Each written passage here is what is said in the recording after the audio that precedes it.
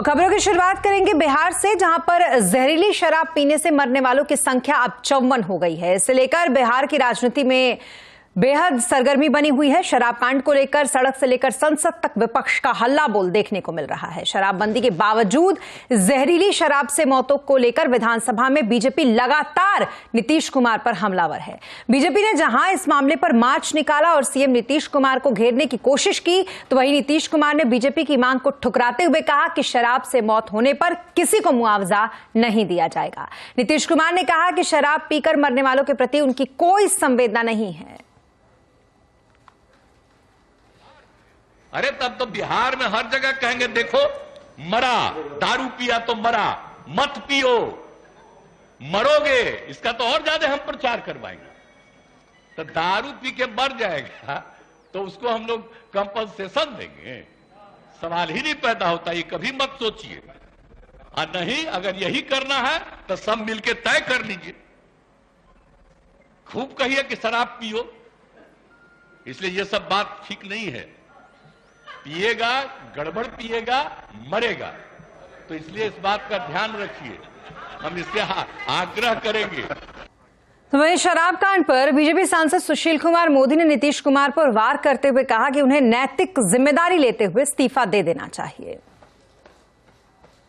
और मुख्यमंत्री अगर कहते हैं कि जो पिएगा वो मरेगा, तब तो 4 लाख लोग जो जेल गए सबों को मर जाना चाहिए। और देश में जो करोड़ों लोग शराब पीते हैं, क्या वो भी मर जाए? तो इस तरह की भाषा का प्रयोग मुझे तो समझ में नहीं आता कि नीतीश जी आपको क्या हो गया है। मैंने कभी आपको इस तरह की भाषा का प्रयोग करते भी नहीं देखा था। जो शराब पीता वो महापापी है, वो महाअन्यायी है, उसको हिंदुस्तानी कहलाने का अधिकारी, इस तरह की भाषा का नीतीश कुमार प्रयोग कर रहे हैं। और आप दूसरे राज्यों से तुलना कर रहे हैं, तो क्या मध्य प्रदेश में शराबबंदी है, क्या कर्नाटक में शराबबंदी है? तो आंकड़ों को छिपाने से मौत छिप नहीं सकती है। इसलिए मुख्यमंत्री को जिम्मेवारी लेनी चाहिए और अपने पद से इस्तीफा दे देना चाहिए। और इस बीच सारण से बीजेपी के सांसद राजीव प्रताप रूडी जहरीली शराब से मरने वालों के परिवार वालों से मिलने पहुंचे। उन्होंने इस घटना को बहुत बड़ी त्रासदी बताया। देखिए, ये बात सही है कि कई लोगों ने लाश को अपने आप जलाया, कई लोगों ने पुलिस के दबाव में लाश को जला दिया, लेकिन अभी तक जो है 50 से ज्यादा लोगों की मरने की सूचना है। देहात में लोग गिनती करा रहे हैं, सरकारी आंकड़े ही 40 पार कर रहे हैं। तो आप अनुमान लगा सकते हैं कि शायद पूरे भारतवर्ष में, पूरे वर्ष में इतनी बड़ी त्रासदी नहीं देखी गई थी जो आज देखी गई है। बिहार शराब कांड के बाद अब बात मार्केट की करेंगे। कमजोर ग्लोबल संकेतों से बाजार में आज गिरावट रही। सेंसेक्स निफ्टी निचले स्तर पर बंद हुआ। सेंसेक्स 461 पॉइंट गिरकर 61,338 पर बंद हुआ, तो वहीं निफ्टी 146 पॉइंट गिरकर 18,269 पर बंद हुआ। मिड कैप स्मॉल कैप शेयरों में गिरावट रही। मार्केट का हाल समझते हैं सुमित से। सुमित, सबसे पहले बताइए आज के मार्केट के क्या कुछ हाईलाइट्स रहे? देखिए, आज शुक्रवार के सत्र में भारतीय बाजारों में एक वोलेटाइल सेशन क्रिएट होता हुआ दिखाई पड़ा, जहां पर शुरुआती बाजारों में बिकवाली के बाद लोअर लेवल से एक बहुत स्ट्रांग पुल बैक, और उस पुल बैक के बाद वापस हायर लेवल से मार्केट्स में सेल ऑफ आता हुआ दिखाई पड़ा और डे लो के आसपास मार्केट जाकर कहीं बंद होते हुए दिखाई पड़े। तो तेज बिकवाली जो रही उसमें तमाम इंडिसीज, चाहे फ्रंटलाइन इंडिसीज हो और उसके अलावा निफ्टी बैंक हो, मिड कैप हो, स्मॉल कैप हो, सबके अंदर ही प्रेशर क्रिएट होता हुआ दिखाई पड़ा। बीएसई के सभी इंडिसीज आज फिर लाल निशान में बंद होते हुए दिखाई पड़े, जिसमें मेजर जो था वो रियल्टी, आईटी, फार्मा, इन सब में सबसे ज्यादा बिकवाली आज के सत्र में आते हुए दिखाई पड़ी। प्रॉफिट टेकिंग थी आज बैंक्स के अंदर। पावर, ऑटो और कंज्यूमर गुड्स भी थोड़ा हद तक बिकवाली के साथ ही कामकाज करते हुए दिखाई पड़े। और ये जो बिकवाली थी ये ब्रॉडर बेस, यानी कि मिड कैप स्मॉल कैप के अंदर भी आज के सत्र के अंदर प्रेशर बनता हुआ दिखाई पड़ा। तो ये लगातार दूसरा दिन जबकि मार्केट्स में एक सेल ऑफ का जो सिलसिला है वो बनता हुआ दिखाई पड़ा। जी, और इसका सेक्टर्स पे क्या असर पड़ा सुमित? कहां पर जो सुस्ती दिखाई दी, कहां पर थोड़ा एक्शन रहा? देखिए, जो निफ्टी के टॉप गेनर्स हैं उसमें आज स्लाइटली बाइंग थी। टाटा मोटर्स जैसे कुछ शेयर थे जो कि हर निशान में कामकाज कर रहे थे, 1.25% की बढ़त थी। HUL flat, HDFC bank flat, Nestle flat. लेकिन मेजरली ज्यादातर सभी शेयरों में जो बिकवाली थी उसमें M&M करीब 3% नीचे, अदानी पोर्ट 2.5% ऊपर, 2.5% नीचे, एशियन पेंट 2.5% नीचे और BPCL करीब 2% के आसपास की बिकवाली यहां बनते हुए दिखाई पड़ी। गेनर्स में ट्यूब इन्वेस्टमेंट कल की बिकवाली के बाद 3% ऊपर, लिंडे इंडिया 2.5% ऊपर, कोफोर्स 2% ऊपर और GSPL करीब 1% के आसपास की बढ़त यहां आते हुए दिखाई पड़ी। मिड कैप के गिरने वाले शेयरों में पॉलीकैप लगातार दूसरा दिन जबकि स्टॉक में बिकवाली रही, 7, 7.5, 8% की बिकवाली। यूनियन बैंक 6% नीचे, यस बैंक ये अगेन प्रेशर में करीब 5.5% नीचे, और प्रेस्टीज एस्टेट 5% के आसपास की बिकवाली यहां पर भी आते हुए दिखाई पड़ी। तो आज मेजरली मिड कैप में बिकवाली थी, प्रॉफिट टेकिंग थी बैंक्स में, और कुछ स्टॉक स्पेसिफिक शेयरों में काफी दबाव बनता हुआ दिखाई पड़ा। जी, बहुत शुक्रिया तमाम मार्केट अपडेट के लिए आपका सुमित। तो कुछ ऐसा रहा आज शुक्रवार को मार्केट का हाल, और मैक्रो इन्वेस्टर साथी एडवाइजर मनीष डांगी का कहना है कि भारतीय आईटी कंपनियों के मार्जिन में सुधार से आईटी में बेहतर ग्रोथ संभव है। तो वहीं बैंकों के निम्स पर दबाव की आशंकाओं के बीच उन्होंने बैंकिंग में मुनाफा वसूली की सलाह दी है।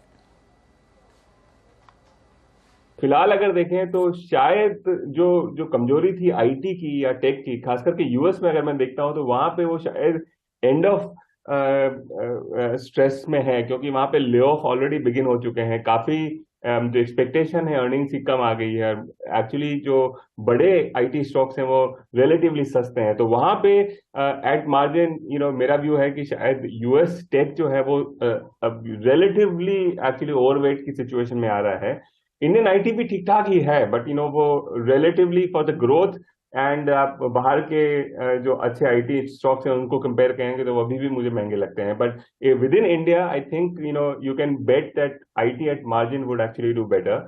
Banking because local economy is slowing down, और एक्चुअली जो फिक्स डिपॉजिट की रेट्स अब ऊपर आ रहे हैं, तो मोटा मोटी अक्सर जो बैंक इसको प्रिजर्व नहीं कर पाएंगे अपने निम को, तो उनका रोटा जो है वो रिटर्न ऑन टोटल एसेट है वो एक्चुअली कम होने लगेगा। तो बैंक के अंदर इस बार गाज जो है वो एनपीए से नहीं आएगी, इस बार सिर्फ स्ट्रेस जो है वो कंपटीशन के चलते और हाई फिक्स डिपॉजिट रेट्स के चलते जो लोअर निम है उसकी वजह से आएगी।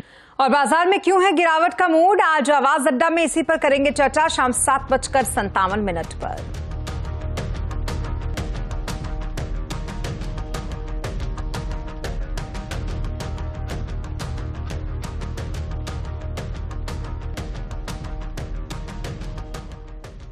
शेयर बाजार के फोकस में फर्टिलाइजर शेयर है। फर्टिलाइजर शेयरों में रैली देखने को मिल रही है। सीएनबीसी आवाज को मिली एक्सक्लूसिव जानकारी के मुताबिक सरकार फर्टिलाइजर सेक्टर को बूस्ट करने की तैयारी कर रही है। क्या है पूरी खबर, जानने के लिए बात करते हैं लक्ष्मण जी से। लक्ष्मण जी, फर्टिलाइजर सेक्टर के लिए सरकार क्या करने जा रही है? देखिए, दरअसल खबर यह है कि फर्टिलाइज़र सेक्टर पर सरकार काफ़ी फोकस कर रही है। फोकस इस वजह से कर रही है क्योंकि अब सरकार को अगले साल चुनाव में जाना है, तो वहाँ कोई दिक्कत ना हो। तो इसके लिए अब सरकार जो करने वाली है, जो अभी तक किसी को पता नहीं था, वो हम आपको बताने वाले हैं। वो ये कि सरकार फर्टिलाइज़र सेक्टर के लिए चालू कारोबारी साल के लिए ही अतिरिक्त सब्सिडी का ऐलान करेगी। अभी आपको याद होगा सप्लीमेंट्री डिमांड फॉर ग्रांट में 1.9 लाख करोड़ एडिशनल सब्सिडी का ऐलान सरकार ने किया था। लेकिन अब हमारे सूत्र कह रहे हैं कि फरवरी मार्च में जब बजट सत्र शुरू होगा, उस दौरान सरकार अतिरिक्त सब्सिडी का ऐलान करेगी जो चालू कारोबारी साल में फर्टिलाइजर कंपनियों को दी जाएगी। अब अतिरिक्त सब्सिडी क्या होगी अभी कहना मुश्किल है क्योंकि वो कई सारे फैक्टर पर डिपेंड करता है, लेकिन फर्टिलाइजर इंडस्ट्री का अनुमान है कि हमें चालू कारोबारी साल में 2.25 से लेकर 2.5 लाख करोड़ रुपए सब्सिडी चाहिए। सरकार करीब 1 लाख करोड़ रुपए सब्सिडी बजट में ऐलान कर दिया था, 1.9 लाख करोड़ अभी सप्लीमेंट्री में किया है। इसी जो बाकी बची हुई रकम है उसके आसपास आप एडिशनल सब्सिडी देख सकते हैं।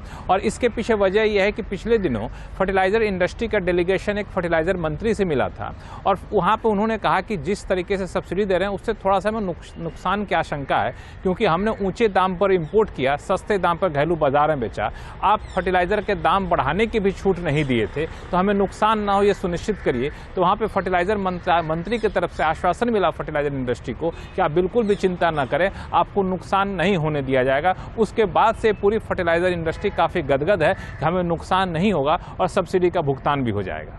जी, आप बने रहे हमारे साथ लक्ष्मण जी, आगे भी आपसे जुड़ेंगे, लेकिन उससे पहले बता दें कि सरकार ने विंडफॉल टैक्स में अब तक की सबसे बड़ी कटौती की है। सरकार ने क्रूड फ्यूल पर विंडफॉल टैक्स घटाया है। यहाँ कितनी कटौती हुई है ये बताने के लिए एक बार फिर चलते हैं लक्ष्मण जी के पास कि कितनी कटौती हुई है, बता रहे हैं लक्ष्मण जी।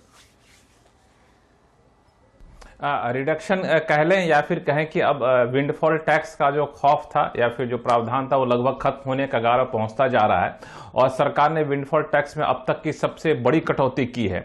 और कच्चे तेल पर जो विंडफॉल टैक्स होता है, यानी घरेलू उत्पादन जो कच्चे तेल का करते हैं, उस पर सरकार ने विंडफॉल टैक्स 4,900 रुपये प्रति लीटर से घटा करके, प्रति टन से घटा करके 1,700 रुपये प्रति टन कर दिया है। यानी सिर्फ अब 1,700 रुपये प्रति टन रह गया है पेट्रोल कच्चे तेल पर विंडफॉल टैक्स।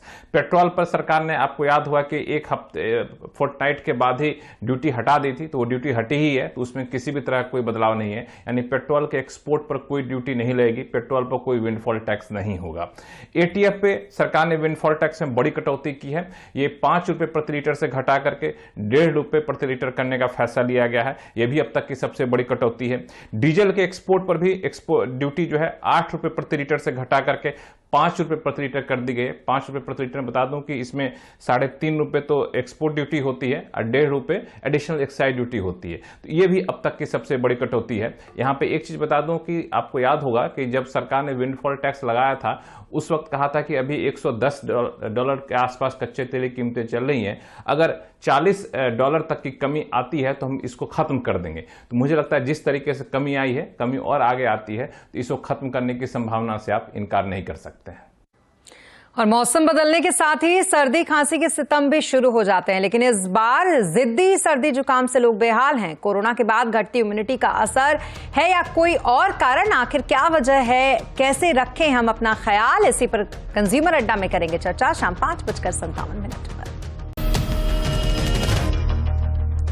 और ब्रेक के बाद एक बार फिर आपका स्वागत है। देश आज विजय दिवस की 91वीं वर्षगांठ मना रहा है। आज ही के दिन भारतीय सेना ने 1971 के युद्ध में पाकिस्तान के 93,000 सैनिकों को आत्मसमर्पण करने पर मजबूर कर दिया था। इस मौके पर वॉर मेमोरियल पर रक्षा मंत्री ने युद्ध में शहीद हुए सैनिकों को भावपूर्ण श्रद्धांजलि दी। इसके अलावा सीडीएस समेत तीनों सेना प्रमुखों ने भी वीरों को याद किया। तो वहीं पीएम मोदी ने ट्वीट कर शहीदों को श्रद्धांजलि दी और कहा कि देश को सुरक्षित रखने के लिए हम हमेशा सेना के ऋणी रहेंगे।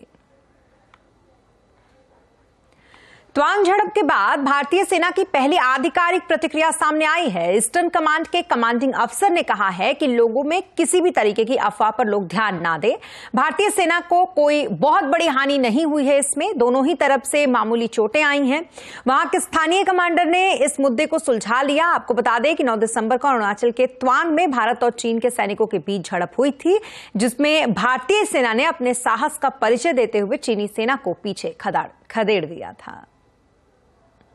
I would also like to request you not to listen to any rumors. There have been no major injuries. It's only minor injuries to soldiers from both sides. But the local commanders were able to resolve the issue by carrying out negotiations and resorting to the existing protocols. And that was followed by a flag meeting at the delegation level at Bumla, wherein the issue has been resolved further. Presently, I would like to assure everybody that the border areas along the northern frontier is stable and we are firmly in control. और इसी के साथ इस bulletin में फिलहाल इतना ही, लेकिन खबरों पर लगातार अपडेट के लिए आप बने रहें CNBC आवाज के साथ। नमस्कार।